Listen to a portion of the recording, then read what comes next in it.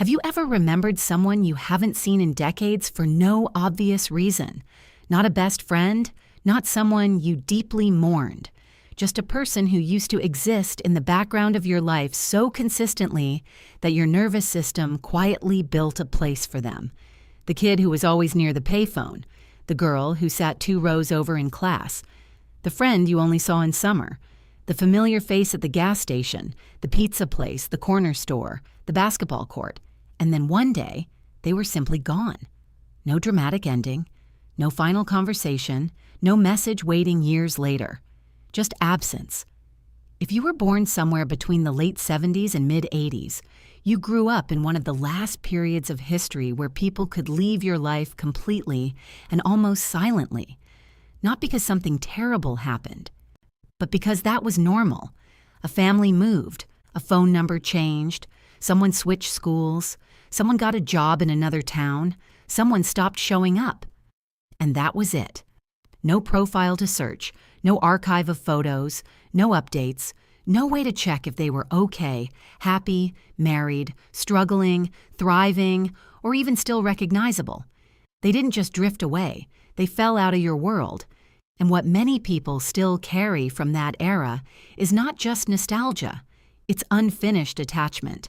Since the last few videos, so many of you have shared memories that came back without warning. A smell, an old jacket, a certain street at dusk, a song playing in the wrong place at the wrong time. And suddenly, someone returned. Not physically, but internally. A face, a laugh, a bicycle, a driveway, a cheap pair of sneakers, a landline call after dark. And with it came a strange feeling that is hard to explain to anyone who grew up fully online. Not heartbreak exactly, not even regret, more like a soft, persistent ache attached to people you were never officially allowed to miss. That matters more than it seems, because modern culture understands breakups. It understands death. Sometimes it even understands estrangement, but it rarely makes room for the quiet grief of ordinary disappearance, the kind that leaves no ceremony behind, no sympathy cards, no social permission to say, "That mattered to me." So you absorb it. You keep moving. You grow up. You become functional. You learn how to live. But some part of the mind does not label that loss as complete, and that is where this gets personal. On a lot of your early relationships were built in conditions that no longer exist. You met people through repetition, not curation. You saw them because life kept putting you in the same place at the same time, at the same bus stop, in the same hallway, at the same roller rink, near the same parking lot every Friday night, at the same convenience store where everyone seemed to orbit without planning to. You didn't optimize for friendship. You didn't filter for compatibility. You didn't select people based on values, brand, aesthetics, or political alignment. You just kept crossing paths. And from those repeated, ordinary collisions, a world formed. That world did something important to the human brain. It created familiarity before evaluation. Today, most connection begins with information. You see someone's profile, and their opinions, their photos, their preferences, their identity, edited and arranged. Back then, connection often began with presence. You knew how someone leaned against a wall, how they laughed when they forgot to be cool, how long they stayed quiet before answering, how they looked when they were bored, how their voice changed when they were tired.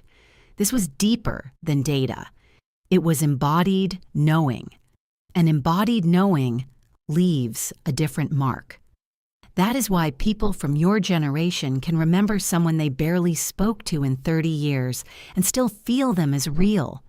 Because your memory of them is not just visual, it is physical, spatial, emotional, atmospheric.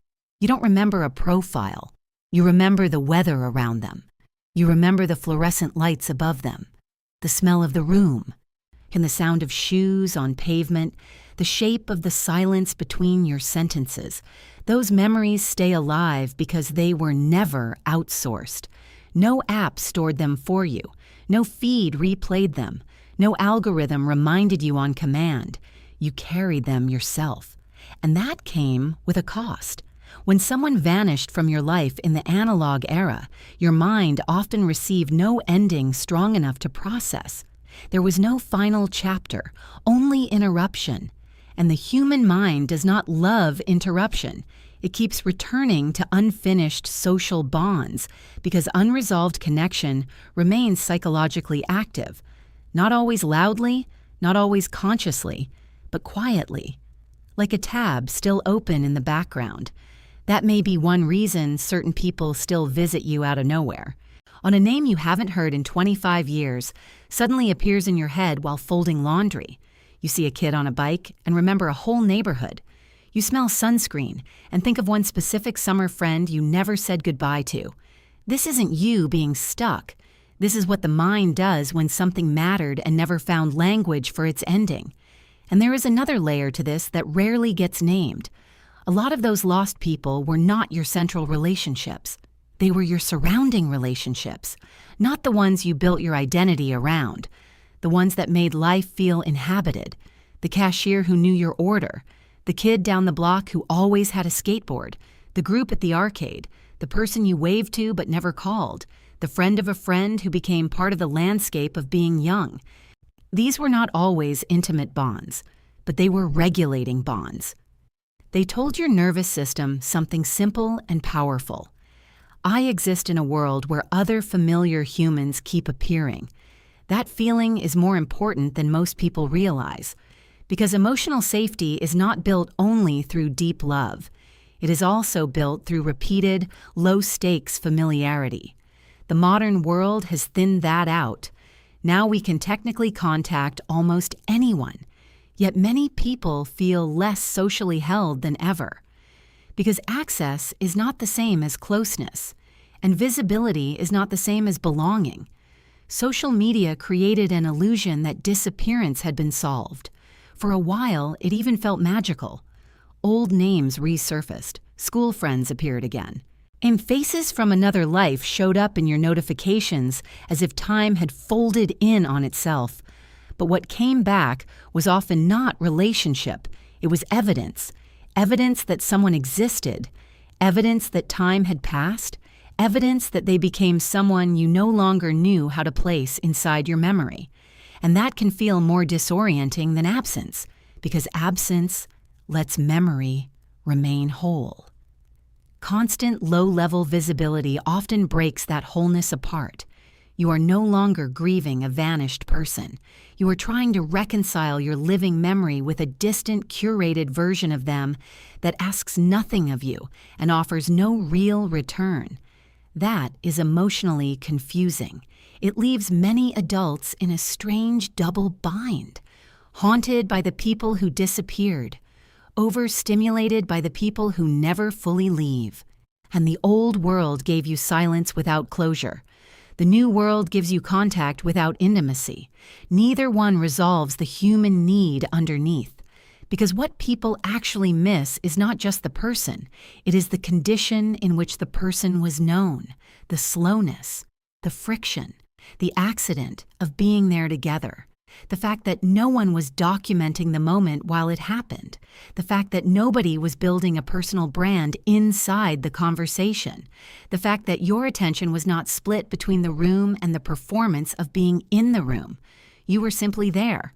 And that may be the deepest source of grief hiding underneath all of this. Not just that certain people are gone, but that the mode of being through which you once knew people so completely has become rare. You miss the version of connection that had no audience. You miss the weight of unrecorded time.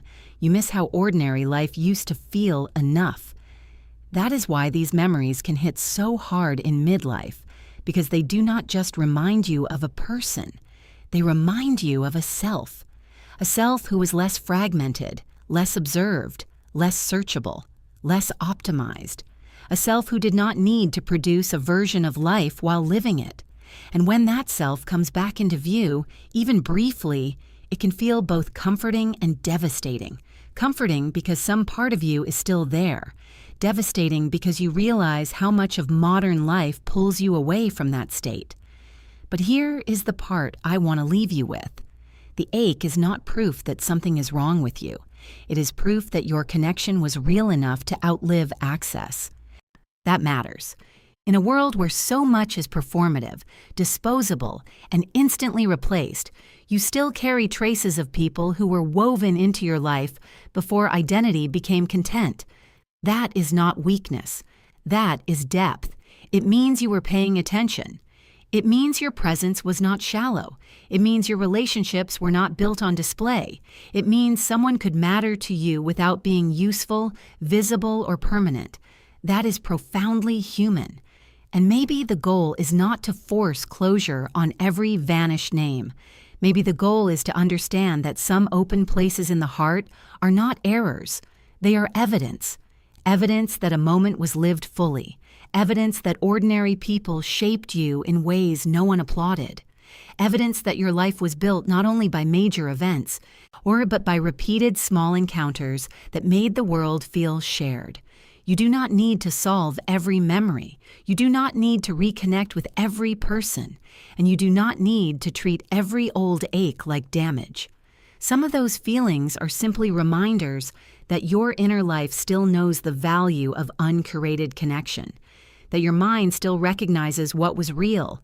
And in a culture that constantly asks you to move faster, show more, and feel less, that recognition is worth protecting.